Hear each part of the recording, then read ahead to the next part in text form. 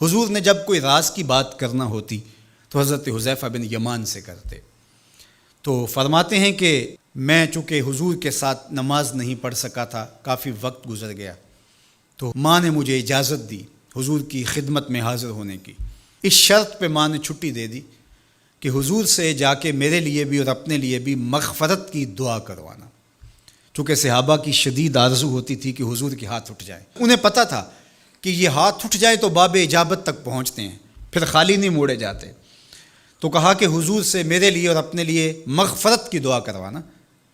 ماں نے اجازت دے دی تو یہ حضور کی خدمت میں آئے۔ کہتے ہیں میں نے مغرب کی نماز پڑھی اور سلام پھرا تو میرے دل میں تھا کہ حضور سے ملوں اور کہوں کہ حضور میرے لیے، میری ماں کے لیے مغفرت کی دعا کر دیجیے، لیکن حضور نوافل میں ایسے مشغول ہوئے کہ مجھے موقع نہ مل پایا، حتیٰ کہ عشاء کا وقت ہو گیا۔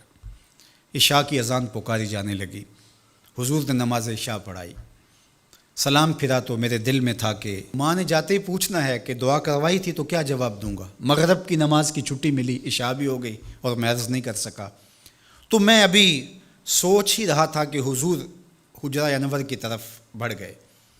اب جنہوں نے مسجد نبوی کی حاضری کا شرف پایا ہے وہ جانتے ہیں کہ مصلی نبوی سے حجرہ رسول کا فاصلہ ہی کتنا ہے، اور جنہوں نے یہ شرف نہیں پایا میری دعا ہے کہ وہ اڑ کے مدینے چلے جائیں۔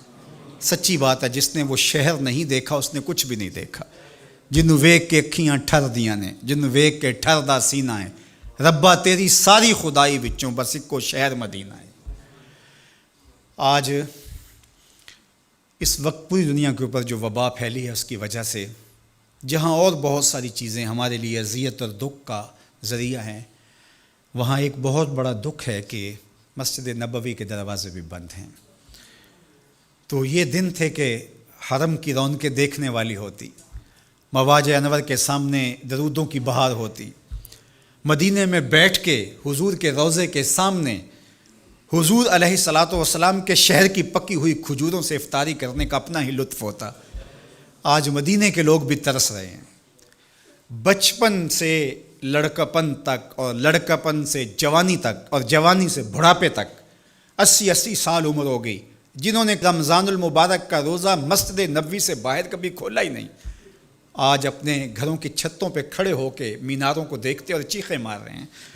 اللہ اس وبا کے دن مختصر کر دے اور اس امت کے لیے آسانیاں پیدا کر دے۔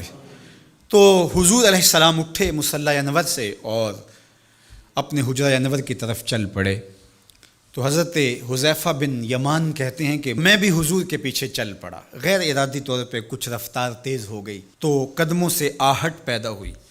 تو حضور نے ارشاد فرمایا کہ من ھذا، کون ہے؟ پھر خود ہی کہا حذیفہ تو نہیں؟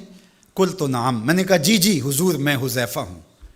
تو آقا کریم علیہ السلام نے کوئی توقف کیے بغیر فرمایا ما حاجتوں کا غفر اللہ لک ولی امک، اللہ تجھے بھی بخش دے، تیری ماں کو بھی بخش دے، کس کام آئے ہو؟ اب حذیفہ بن یمان کہتے ہیں جو کام تھا وہ تو جنبش لب سے پہلے ہو گیا، یہاں تو لفظوں کا سہارا نہیں لینا پڑتا، وہ بند لبوں کی بولیاں سمجھتے ہیں۔ تو کہتے ہیں کہ جو حاجت تھی وہ تو پوری ہو گئی، یہی تو کہنا تھا کہ حضور میرے لیے اور میری ماں کے لیے مغفرت کی دعا کیجیے۔ پھر حضور نے ارشاد فرمایا قال ان ھذا ملک لم ینزل الارض قط قبل ھذہ اللیلہ، اے حذیفہ یہ فرشتہ ہے جو اس رات سے پہلے زمین پر کبھی نہیں آیا، یہ پہلی مرتبہ آیا ہے۔ استاذن ربہ ان یسلم علیہ، اس نے رب سے اجازت مانگی تھی، مالک تیرے محبوب کو سلام نہ کر رہا ہوں، مجھے سلام کرنے آیا ہے، لیکن ساتھ ساتھ مالک نے کہا کہ جا رہے ہو میرے محبوب کے پاس سلامی پیش کرنے کے لیے تو ایک تحفہ بھی لیتے جاؤ، تو وہ بھی مجھے دینے آیا ہے۔ تو وہ تحفہ کیا ہے سنو، بے انا فاطمہ سیدۃ نساء اہل الجنہ، مجھے خوشخبری دینے آیا ہے کہ آپ کی بیٹی فاطمہ جنتی عورتوں کی سردار ہے، اور وَأَنَّ الْحَسَنَ وَالْحُسَيْنَ سَيِّدَا شَبَابِ أَهْلِ الْجَنَّةِ، اور حسن اور حسین فاطمہ کے بیٹے جنتی جوانوں کے سردار ہیں۔ یہ آج خوشخبری لے کر کے میرے پاس مجھے سلام کرنے آیا ہے۔ تو یہ ملکہ جنت ہیں، خاتون جنت ہیں، سیدہ نساء اہل جنت ہیں۔ کہتے ہیں کہ جب حضور علیہ الصلاۃ والسلام کو سیدہ فاطمہ الزہرا رضی اللہ تعالی عنہا کوئی بات کرتی تھیں تو حضور ان کی بات کو نہیں ٹالتے تھے، ان کی بات مان لیتے تھے۔ تو آج ہم سیدہ فاطمہ الزہرا رضی اللہ تعالی عنہا کی وساطت سے حضور کی بارگاہ میں استغاثہ پیش کرتے ہیں کہ اس امت مرحوم پہ اللہ سے رحم کی خیرات مانگیں اور اللہ میرے وطن کی خیر کرے، امن، رحمت اور کرم نوازیوں کے اجالے اور نور نصیب ہو، میری قوم کی بیٹیوں کو اسوہ فاطمہ کے اجالے عطا ہوں۔